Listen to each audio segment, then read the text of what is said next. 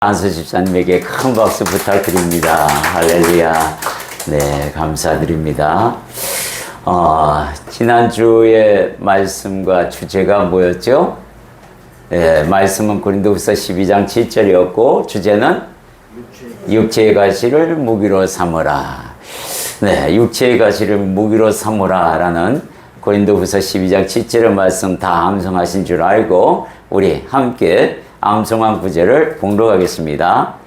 여러 계시를 받은 것이 지극히 크므로 너무 자만하지 않게 하시려고 내 육체의 가시 곧 사탄의 사자를 주셨으니 이는 나를 쳐서 너무 자만하지 않게 하려 하심이라. 아멘. 네, 지난주의 말씀은 우리가 다 가지고 있는 사람은 누구나에게 하나님이 허락하신 육체의 가시, 영린이라는 단어로 잠깐 소개했습니다. 그죠?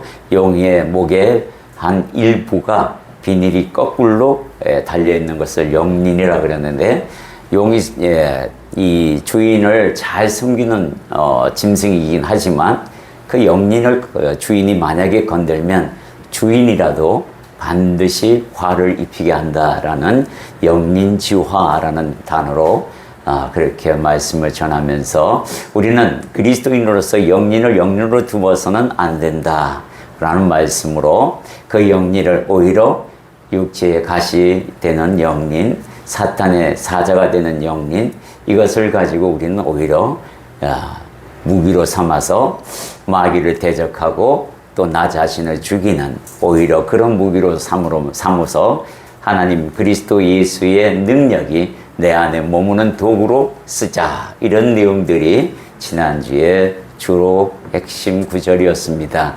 사람은 누구에게나 육체의 가시가 있고 사탄의 사자가 있는데 이걸 사도 바울은 무엇으로 표현하면 오늘 말씀 중에 나오는 육체의 소욕, 이 육체의 소욕이라는 놈이 우리에게 영린으로 다가올 때가 상당히 많이 있습니다.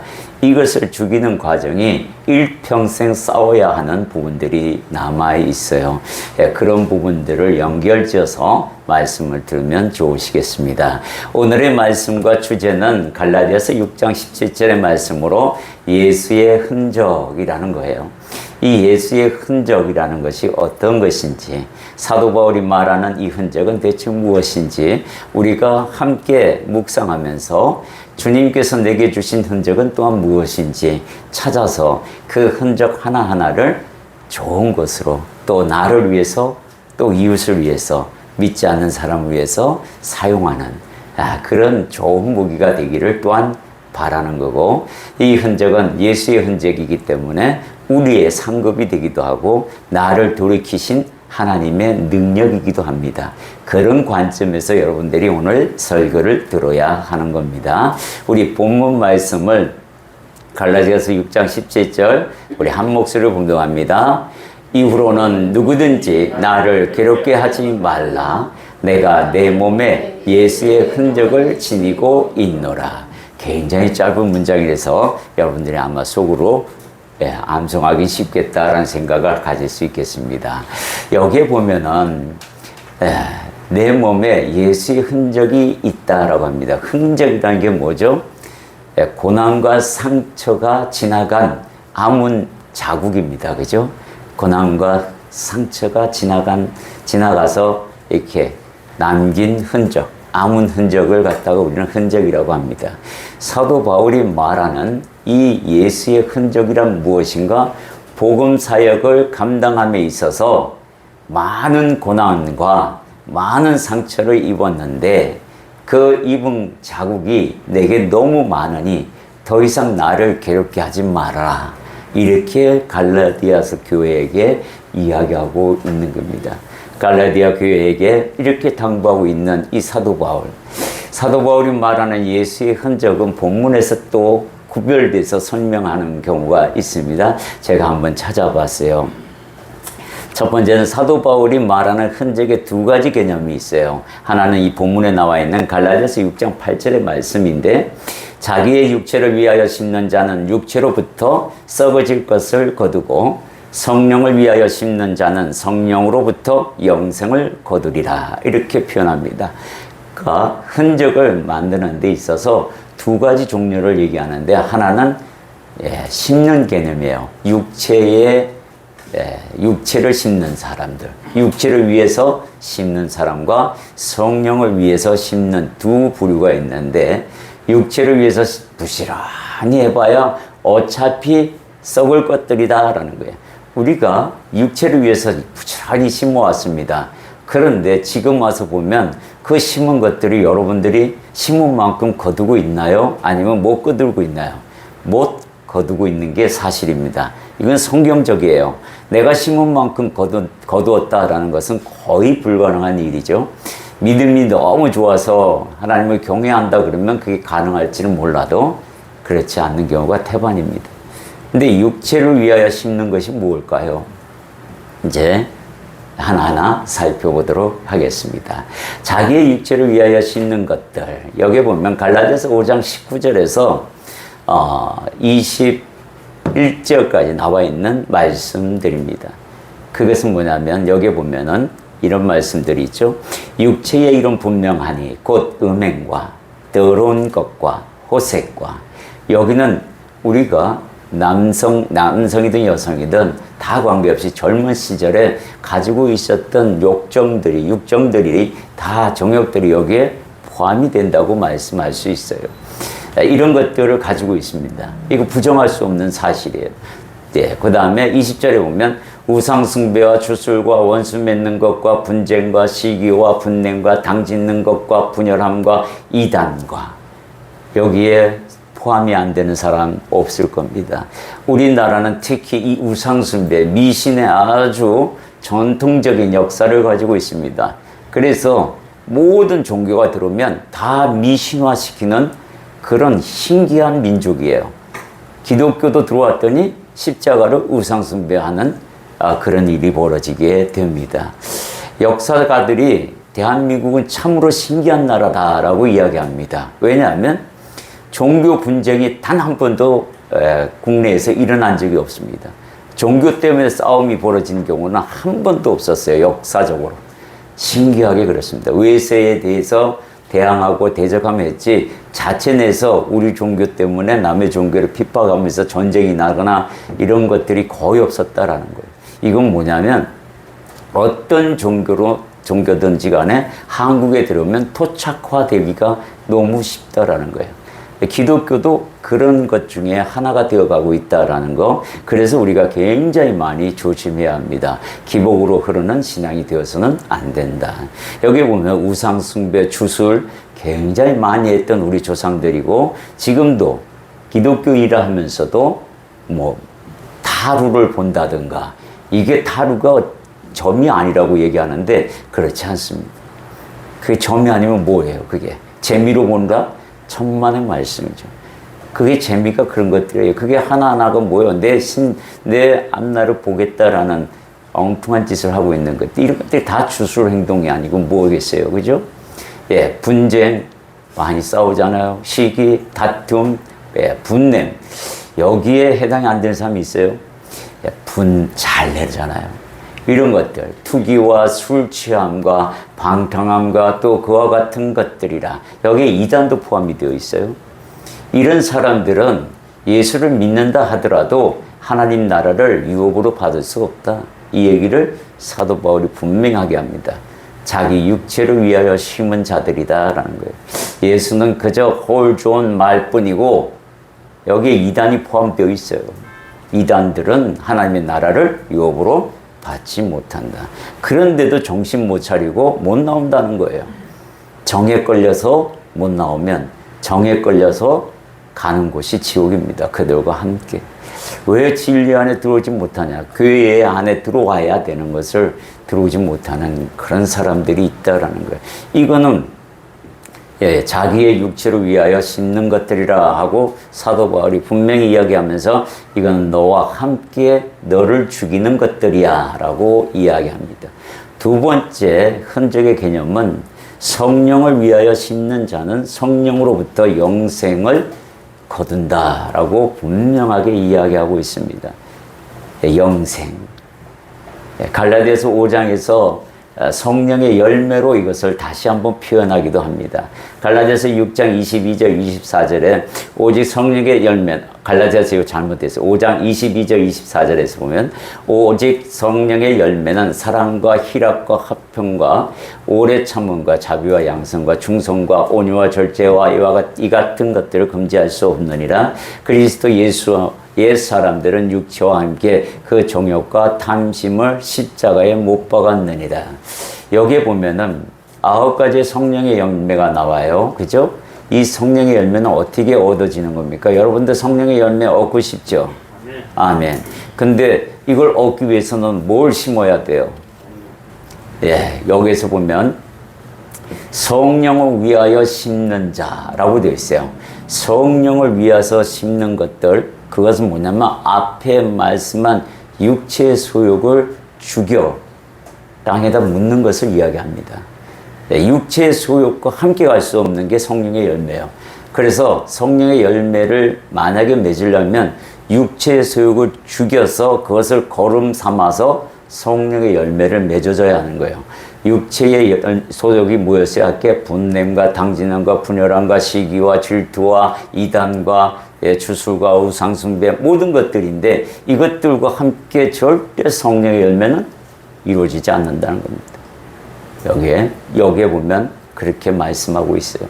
특히 24절에 뭐라고 돼 있어요? 그리스도 예수의 사람들은 육체와 함께 그 정욕과 탐심, 이 탐심이 뭐예요? 우상숭배잖아요. 십자가에 못 박았다라는 것은 죽였다라는 겁니다.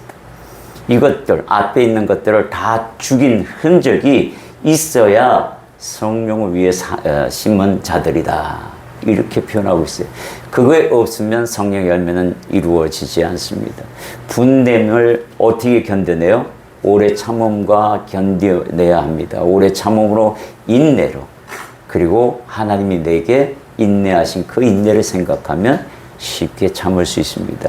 그러니까 예수님께서 하신 일을 육체의 소욕에다 비교하면 내가 지금 분내는 거 이런 거 쉽게 참아질 수 있는데 예수를 믿는다 하는 사람들이 예수님을 생각하지 아니하고 세상 사람들과 같이 똑같이 발산하니까 문제가 생기는 겁니다.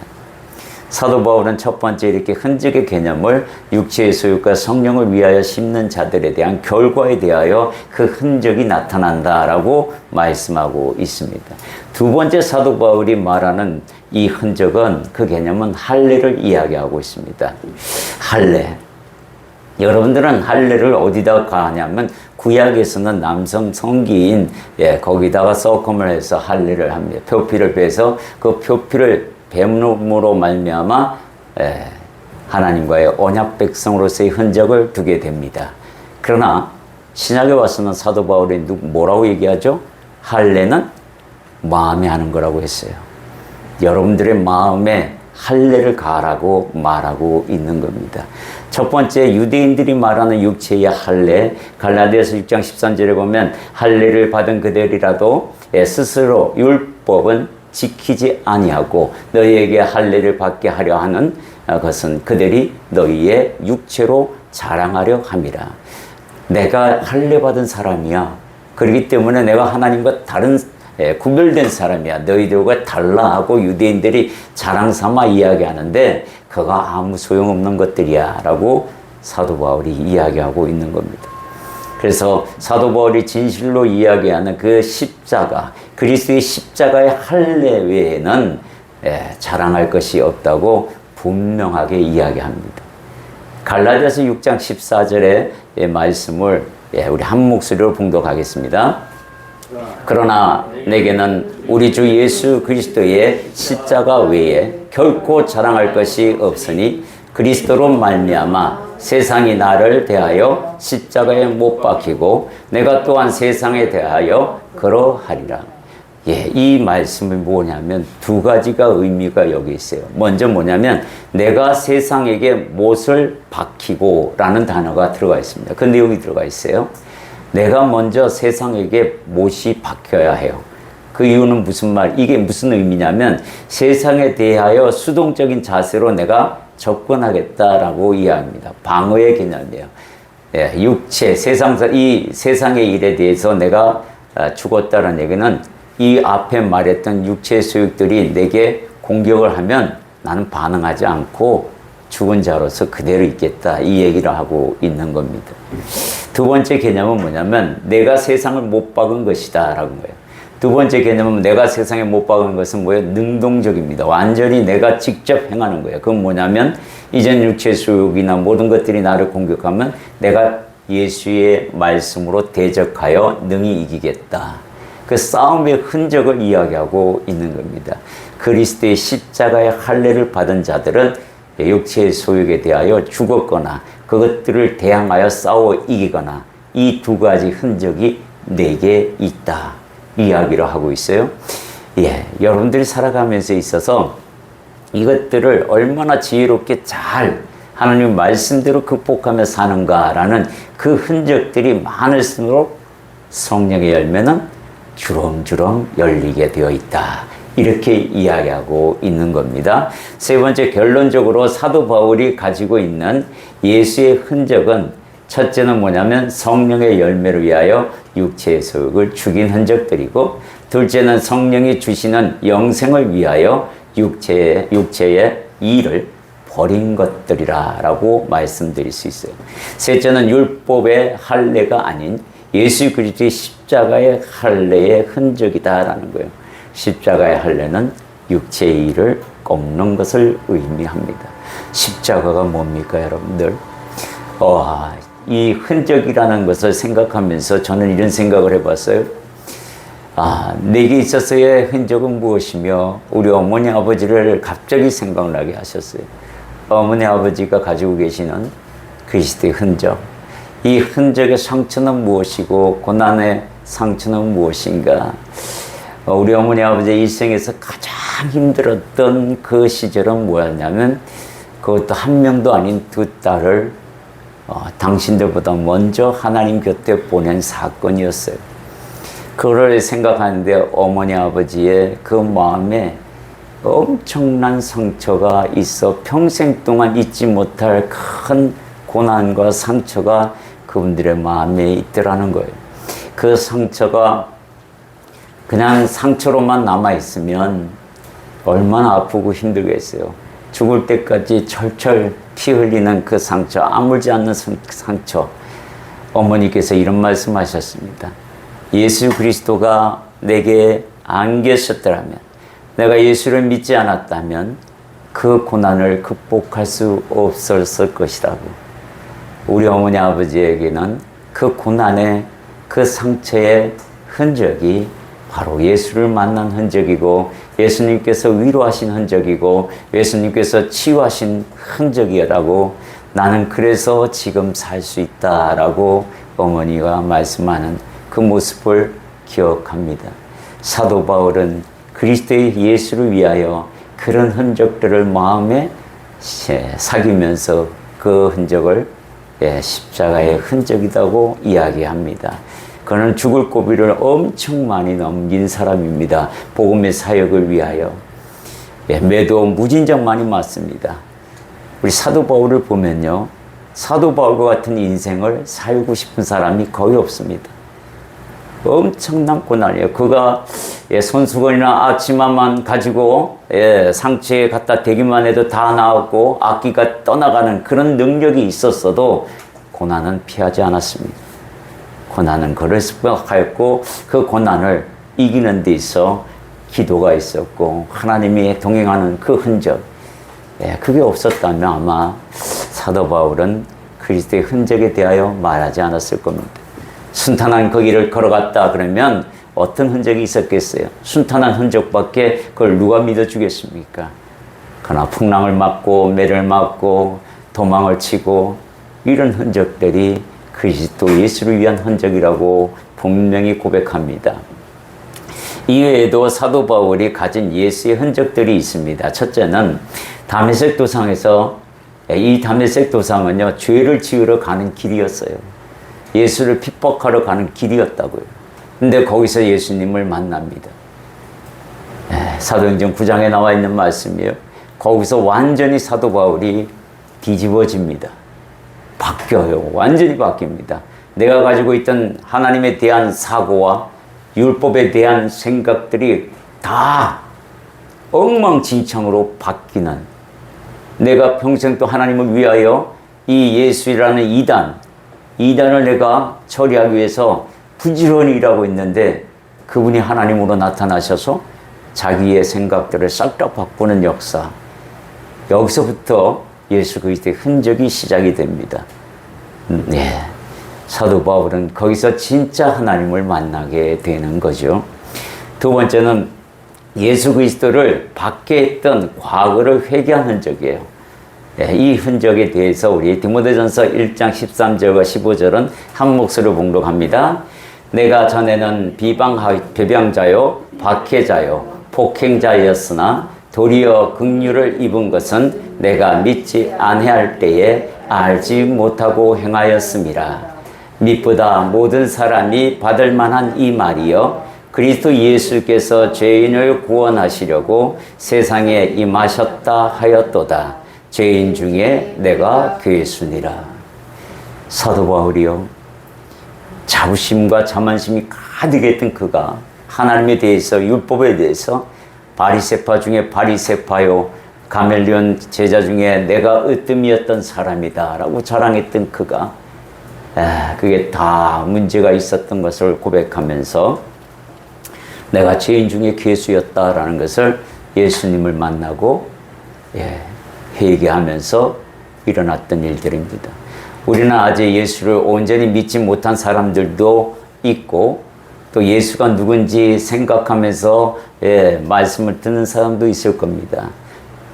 사도 바울을 보면서 용기 얻기를 바랍니다.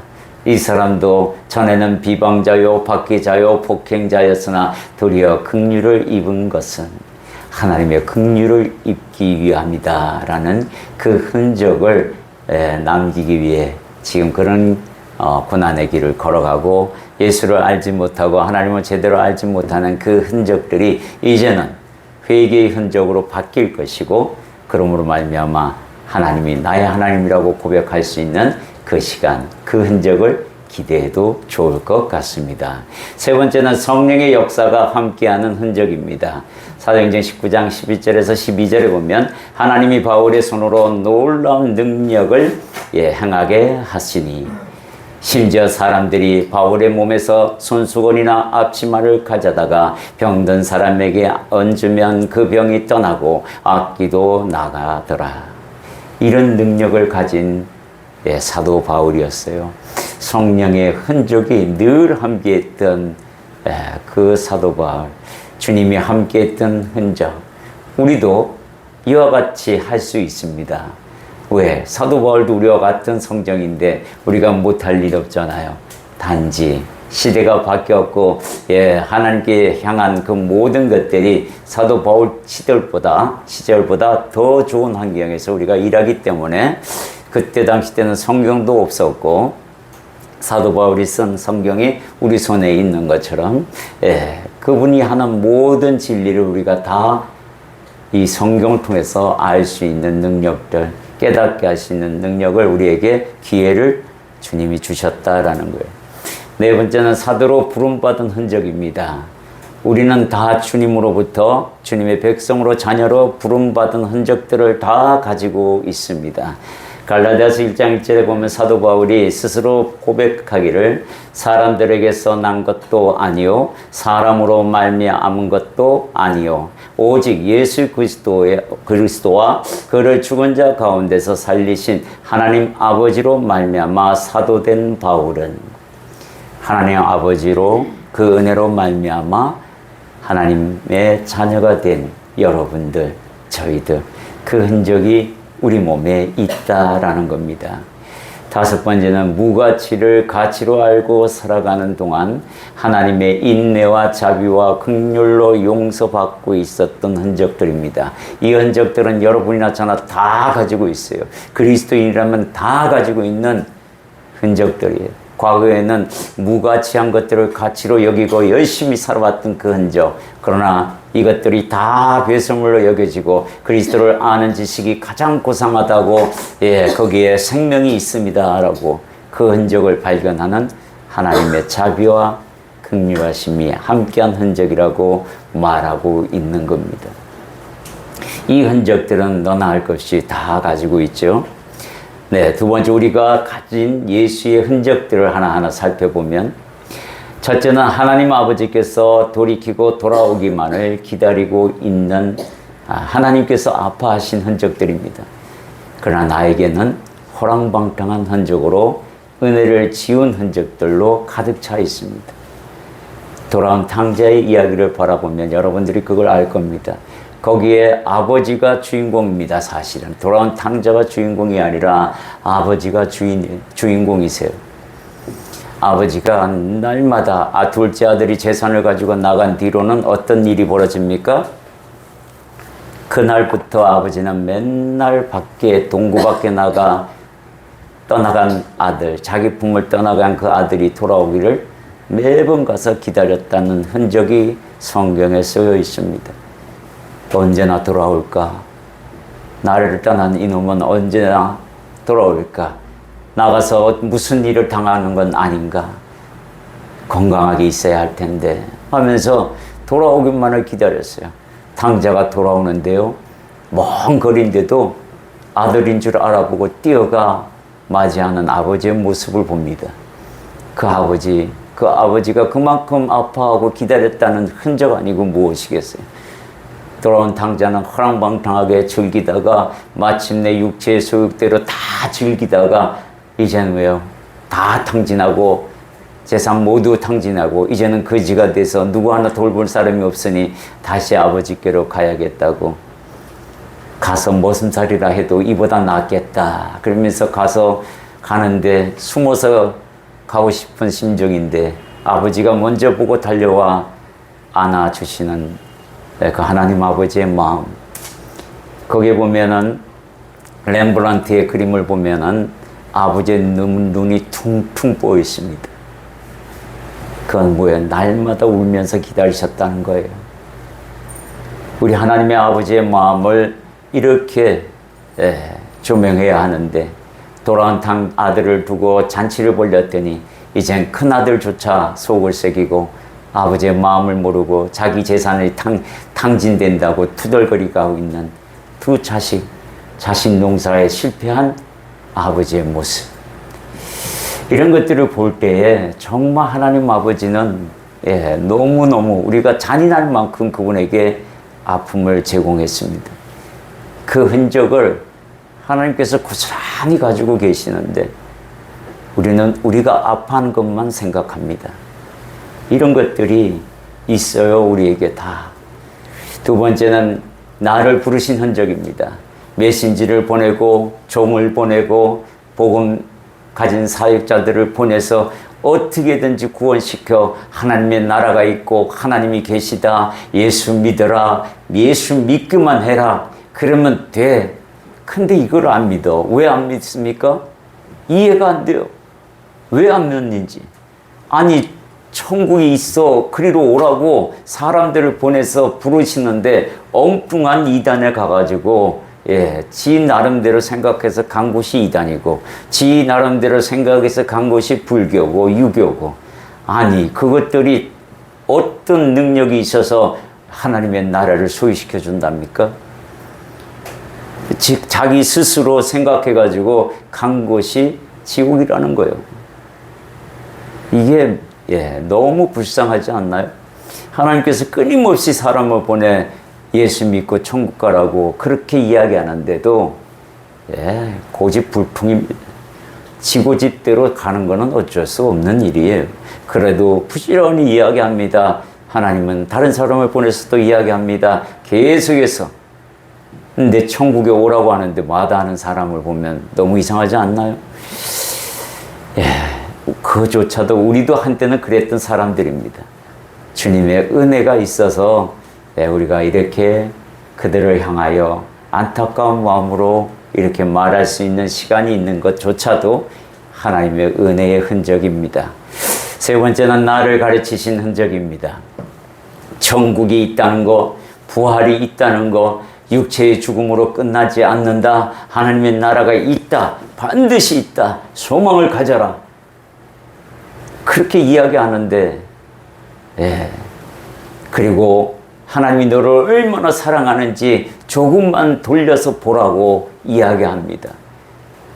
예수님의 교훈, 내 말대로 서로 사랑하라. 아니, 서로 미워하지도 않고 사랑하라는데 왜 예수를 안 믿냐고. 예수님께서 말씀하시고 가르친 것을 엉뚱하게 자기의 이익으로 이익 집단으로 바꾼 교주의 말을 듣고 진리를 버리는 그 엉뚱한 사람들은 대체 뭐 하는 사람들이냐는 거예요. 십자가로 이룬 그 사랑을 모욕하지 마시기 바랍니다. 이단들은 이것을 모욕하고 있다는 것을 알아야 해요. 교주들이 쓸데없는 이야기를 하게 되면은 구역이 아니구나, 빨리 나와야겠다라는 말을 왜 안 하는 것, 왜 그런 행동들을 못 하는지 참으로 저는 이해가 안 되는 부분들입니다.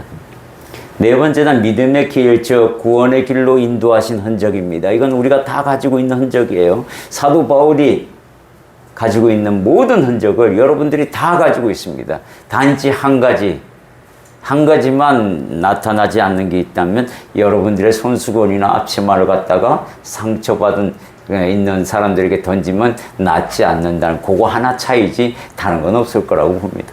그것도 여러분들이 믿음이 생기면 가능해집니다. 어떤 믿음이냐? 사도 바울과 같이 그렇게 복음의 열정을 가지고 내 생명을 다 바칠 각오로 덤벼드는 그 자에게 반드시 그런 능력은 나타나리라고 믿습니다. 아직 그 단계까지 저나 여러분들이 함께 가지 못하고 있는 실정이기 때문에 그렇지만, 그렇다고 구원받지 못하는 그런 일은 벌어지지 않습니다. 우리가 같은 믿음의 길이 있고 하나님께서 능력을 부어주시되 사도 바울과 같이 시대적인 배경을 받았을 때에는 그런 것들이 있고, 요즘과 같이 의학이 발달하고 하나님이 주신 그 의학을 사용하라 할 때는 그걸 사용하면 되는 겁니다. 그런 의미로 보시면은 문제될 거 하나도 없고 우리가 이미 다 받았다 생각합니다. 여기까지 정리를 한번 해보겠습니다. 오늘 말씀 우리에게 누구나 할 것 없이 예수의 흔적들이 하나 이상 시간 모두 가지고 있습니다.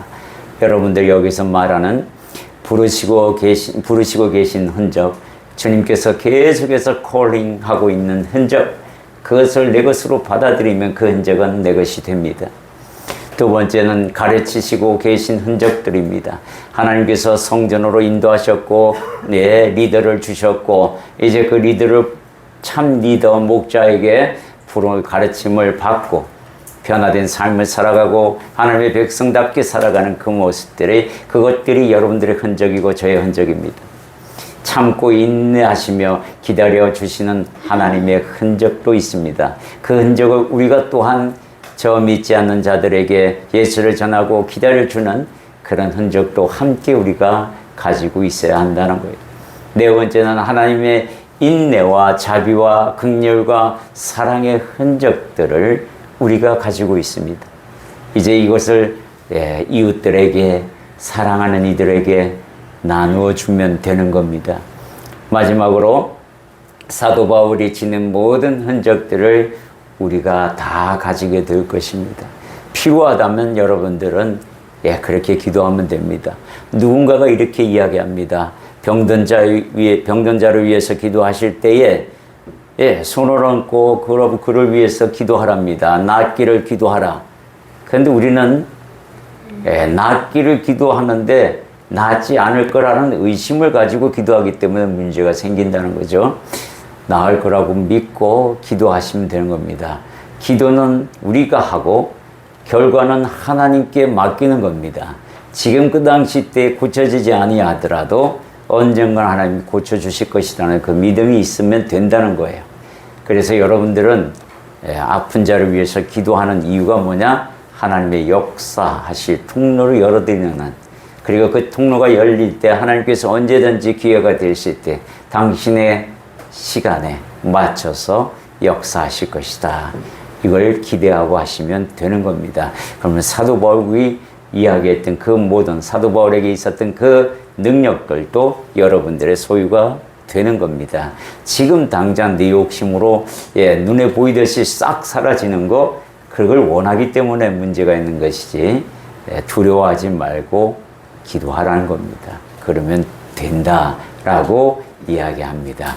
우리 잠시 결단 기도하겠습니다. 오늘 예수님의 흔적에 대하여 우리가 배웠습니다. 이 흔적은 하나님의 아픔의 흔적이기도 하고 기다림의 흔적이기도 하고 긍휼과 자비와 인내와 사랑을 우리에게 주신 흔적이기도 하지만 내게 있어서는 그리스도의 흔적이요 십자가의 흔적이고 하나님께서 내 마음에 할례를 가하신 것처럼 나의 흔적들이 십자가의 흔적들인 줄 압니다. 우리가 함께 기도하면서 주님, 내가 이 십자가의 흔적이 내 안에 남아있어 사도 바울과 같이 내 안에 내 몸에 예수의 흔적이 있다고 자랑할 수 있는 우리 모두가 되기를 소망하면서 기도하겠습니다. 사랑의 주님 감사드립니다. 할렐루야. 오늘 예수의 흔적에 대하여 말씀을 하셨으니 이 흔적들이 우리 안에 있기를 원합니다. 이 흔적으로 말미암아 예수 그리스도의 사랑과 하나님의 사랑을 온전히 깨닫고 나아가기를 소망합니다. 함께하여 주세요. 도와주시옵소서. 한 주간의 삶도 예수의 흔적을 발견하여 그 흔적을 내가 하나님 내 것으로 만들면서 하나님의 그 아파하시는 흔적과 하나님께서 사랑으로 베푸신 흔적과 공의의 흔적들을 분명하게 깨달아 내 삶 속에서 예수의 흔적을 많이 만들어 나가는 저희들 되기를 결단합니다. 복음의 사역을 통하여 고난과 상처들이 있다면 가마다하지 아니하고 사도 바울처럼 내가 맞이하겠나이다, 내가 받겠나이다, 기쁨으로 받겠나이다 결단할 수 있는 믿음도 허락하여 주옵소서. 사랑의 주님, 오늘 예수의 흔적, 주님 사도 바울이 고백한 그 예수의 흔적들이 우리에게도 있기를 소망합니다. 한 사람 한 사람 그 흔적을 찾아 나도 하나님 사도 바울과 같이 그리스도의 흔적이 내 몸에 가득하기를 소망합니다. 소원하며 나아가는 주님의 백성들 한 사람 한 사람 그 기도에 응답하여 주옵소서. 예수 그리스도의 흔적을 위하여 살아가겠다고 결단하는 주님의 백성들에게 성령의 충만함을 허락하여 주옵소서. 예수님 이름으로 기도드립니다. 아멘. 할렐루야. 네, 우리 셋